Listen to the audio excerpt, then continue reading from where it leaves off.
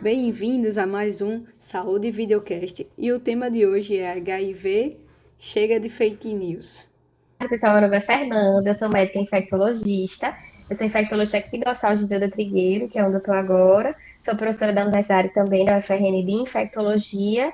E é isso, eu adoro, né? O meu universo é o universo do HIV. Aqui no hospital eu vejo as pessoas com AIDS, que já estão doentes há muito tempo. E no consultório eu vejo pessoas assim que nem vocês, bem maravilhosas, vivendo com HIV e que não sentem absolutamente nada. Então, vocês estão de parabéns aí pelo trabalho, porque desconstruir isso é muito, muito importante para todo mundo. HIV e AIDS. Se HIV é a mesma coisa que AIDS. Perfeito. E é uma ótima dúvida, excelente dúvida. E até respondendo ela, a gente consegue desconstruir alguns dos preconceitos envolvendo a infecção pelo vírus HIV, né? O HIV é o vírus da imunodeficiência adquirida. Então, é o vírus que é responsável pela doença. Uma vez que eu sou infectada por ele, eu sou infectada para sempre, né? Por isso que mais para frente a gente pode falar do fato de não existir cura. Mas o fato de eu ser infectada pelo vírus não quer dizer que eu esteja doente, né? O vírus, ele mora nas nossas células de defesa, que são os linfócitos CD4. Então, quando o vírus, né, eu me infecto e esse vírus invade minhas células de defesa, ele começa a destruir elas lenta e gradualmente, ao longo de muitos meses, há muitos anos. Depois de muitos anos desse processo, que eu tiver tanta destruição de célula de defesa que minha imunidade não funcione bem, eu vou ter a doença que é a AIDS, que é a sigla ao contrário, né? A SIDA, é a Síndrome da Imunodeficiência Adquirida. Então, depois de um longo período de infecção pelo HIV, se eu não tive esse diagnóstico, se eu não tratei, aí sim eu tenho AIDS. E o que é a AIDS, né? É aquele momento em que eu não tenho mais uma resposta imune adequada para lidar com coisas pelas quais eu não adoeceria. No dia a dia a gente respira um monte de coisa, a gente coloca na boca um monte de vírus, um monte de bactéria, um monte de fungo, e não necessariamente a gente adoece, porque a gente tem uma resposta imunológica que protege a gente disso. Mas se eu sou infectado pelo HIV há muito tempo e esse vírus destruiu as minhas células de defesa, se eu tenho uma síndrome de imunodeficiência adquirida ou AIDS, aí sim eu começo a adoecer por doenças que normalmente não me adoeceriam. Então, essa é a principal diferença. E nem todo mundo que é infectado pelo HIV necessariamente vai ter AIDS. Se eu tenho uma infecção e eu descubro e eu trato, eu nunca vou ter uma imunodeficiência. O vírus não vai matar minhas células de defesa e eu vou funcionar como qualquer outra pessoa. Eu não vou ter nenhuma doença. Então, essa é a principal diferença. Na gestação. Que essa gestante, eventualmente, que é portadora do HIV, se ela trata o HIV e se ela é indetectável há algum tempo, ela poderia amamentar sim. Agora, aquela mãe que tem HIV e que não sabe, ou por qualquer razão não tratou, ela tem bastante vírus circulando e aí ela não pode amamentar, porque sim, tem um risco de transmissão grande. E existe uma coisa importante também: existem casais que o parceiro ou a parceira tem a infecção pelo vírus e o outro não tem. A gente chama de casal soro diferente.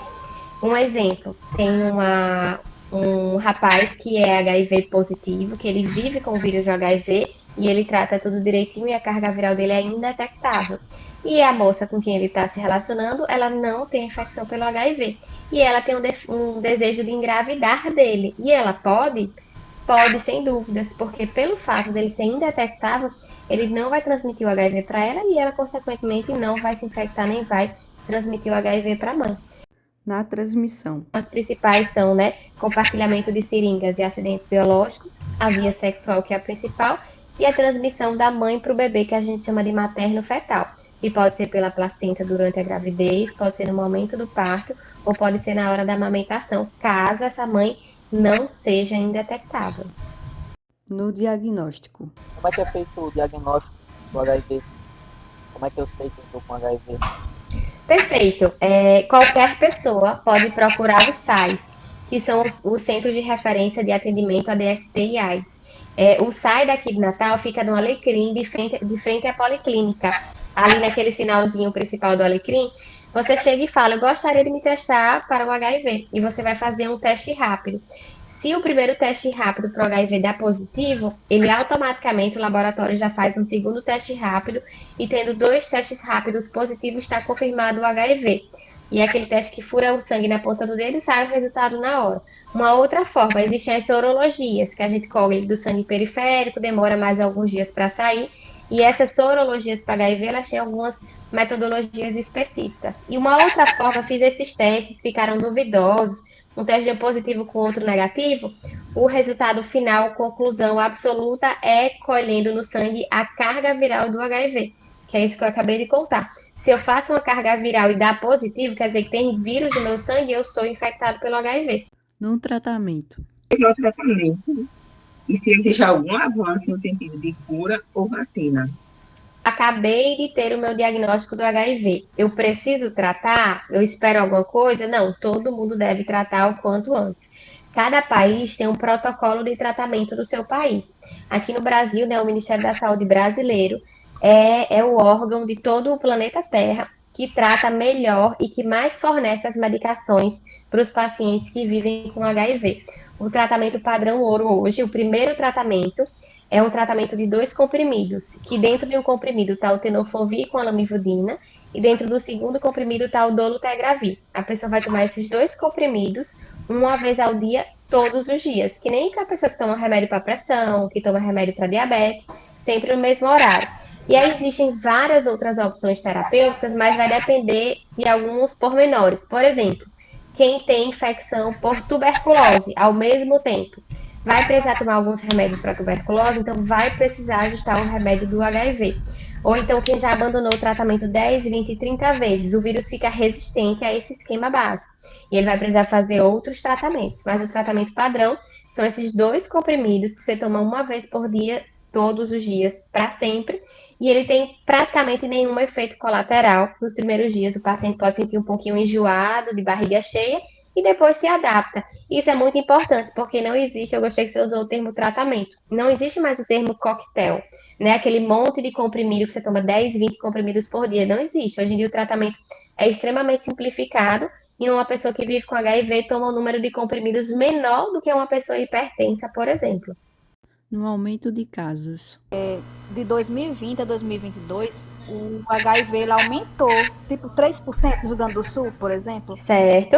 Mas por que hoje em dia, com tanta informação, ainda acontece de aumentar, ao invés de diminuir os casos, na verdade, né? Todas as relações sexuais que vocês tiveram na vida de vocês foi todas as vezes com preservativo?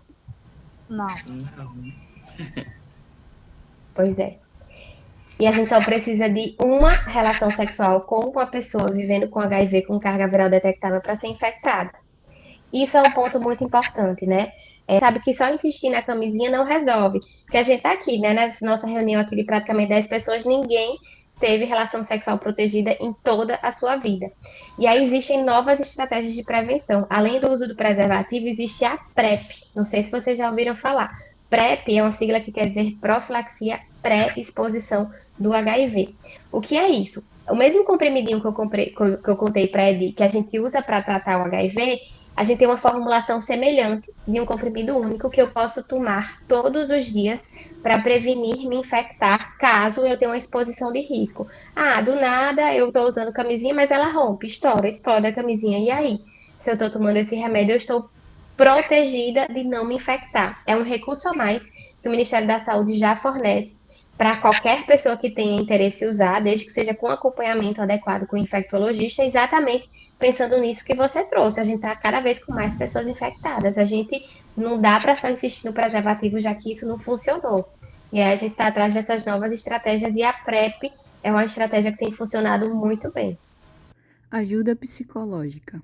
Existe alguma ajuda psicológica para as pessoas com esse vírus dar continuidade ao trabalho e enfrentar essa nova realidade na vida deles? Porque é um tratamento muito difícil, né?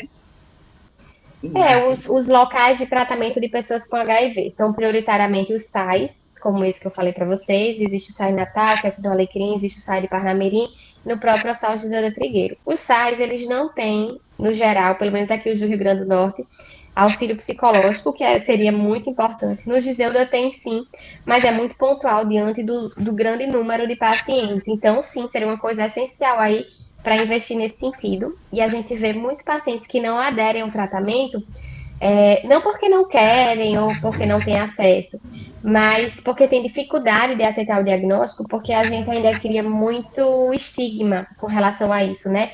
Ninguém fala mal do paciente que tem diabetes e que não trata e que perde o pé por causa disso, mas todo mundo fala mal quando descobre que alguém foi infectado pelo HIV, pelo tabu que existe ainda de falar de tudo que é relacionado à sexualidade, né? E uma coisa não tem nada a ver. Olha o que vocês estão fazendo aqui, de também desconstruir isso, né? Quem vive com HIV não tem AIDS, quem vive com HIV pode ter filho, quem vive com HIV tem imunidade boa, né? Pra gente desconstruir tudo isso. Quando fazer o teste? Quando o indivíduo fazer o teste do Certo. HIV, para saber se está. Fazer o teste não é eu ter algum sintoma, né? Primeiro é se eu tenho relações sexuais com qualquer frequência, eu deveria me testar sempre que possível, pelo menos ali a cada 3 a 6 meses, né? Entre eu ter uma relação sexual com alguém e o meu teste positivar, ele pode ter, né? Pode levar até 30 dias. Então, se eu tenho uma exposição sexual, né, sem preservativo, 30 dias depois eu posso me testar. E o que é importante, muito paciente chega no consultório querendo fazer o check-up. Jovem, eu queria fazer um check-up. Vocês já foram atrás de um check-up? Queria fazer um check-up. E aí, na cabeça de todo mundo, o check-up é fazer um exame cardiológico, é ver o pulmão, é fazer um eletro, é colher os exames de sangue. Na verdade, esse é o check-up do idoso. O check-up do jovem é fazer suas sorologias. É fazer os testes para HIV a cada 3 a 6 meses. Esse é o check-up do jovem. E não só o HIV, como as outras infecções sexualmente transmissíveis, como sífilis, como hepatite B, como hepatite C, né, que tem a mesma via de transmissão, e quem pode pegar uma coisa pode pegar alguma dessas outras. Então, o que vai guiar eu fazer os exames não é eu ter sintomas, é o fato de eu ter uma vida sexual ativa. Então, a cada 3 a 6 meses eu vou tentar me testar. Esse é o ideal. Chegamos ao final. Componentes do grupo.